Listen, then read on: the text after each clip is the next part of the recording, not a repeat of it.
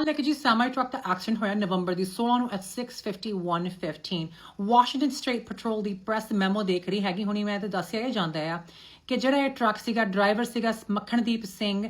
ਮੇਲ 25 ਸਾਲ ਦਾ ਹੈਗਾ Queens New York ਦਾ ਰਹਿਣ ਵਾਲਾ ਇਹ ਡਰਾਈਵਰ ਹੈਗਾ ਆ ਦੱਸਿਆ ਇਹ ਜਾਂਦਾ ਕਿ ਸੀਟ ਬੈਲਟ ਉਹਦੇ ਨਹੀਂ ਲਾਈ ਸੀਗੀ ਤੇ ਚਾਰजेस ਜਿਹੜੇ ਲਾਏ ਹੈਗੇ ਆ negligent driving second degree. Now again, everyone is innocent until proven guilty in the court of law. We should make sure we say that. Now guys, collision ਜਿਹੜੀ ਹੈਗੀ ਆ ਇਹ ਟਰੱਕ ਦੱਸ ਰਿਹਾ ਕਿ ਜਿਹੜਾ ਇਹ ਟਰੱਕ ਜਾ ਰਿਹਾ ਸੀਗਾ ਇਹਦਾ ਲੂਜ਼ ਕੰਟਰੋਲ ਹੋ ਗਿਆ ਆ ਤੇ ਉਹਨੇ ਗਾਰਡ ਰੇਲਸ ਜਿਹੜੀ ਵਿੱਚ ਵੱਜਿਆ ਤੇ ਬਾਅਦ ਵਿੱਚ ਜਦੋਂ ਫਾਈਨਲੀ 3 ਲਾਈਨਾਂ ਬਲੌਕ ਕਰਕੇ ਉਹ ਟਰੱਕ ਰੁਕਿਆ ਟੁੱਟੀ ਡਿੱਗੀ ਪਿਆ ਸੀਗਾ ਆਪਾਂ ਗੱਲ ਕਰੀਏ ਠੀਕ ਹੈ ਕਿ ਨਹੀਂ ਸੋ ਤੇ ਜਿਹੜਾ ਉਹ ਮੁੰਡਾ ਸੀਗਾ ਉਹਨੂੰ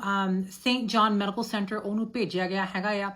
2021 ਦਾ I think it's a freight liner grey truck ਹੈਗਾ ਆ ਜਿਹਦੇ ਕੋਲੀਜਨ ਹੋਈ ਅਗੇਨ ਪਲੀਜ਼ ਡਰਾਈਵ ਸੇਫਲੀ ਅੱਗੇ ਜਿਹੜਾ ਮੌਸਮ ਹੈਗਾ ਮੀਂਹ ਵੀ ਹੈਗਾ but do drive safely Ruby ਬਾਸੀ ਫਰਮ ਸਿਆਟਲ ਵਾਸ਼ਿੰਗਟਨ ਆਪਾਂ ਫਿਰ ਮਿਲਦੇ ਹਾਂ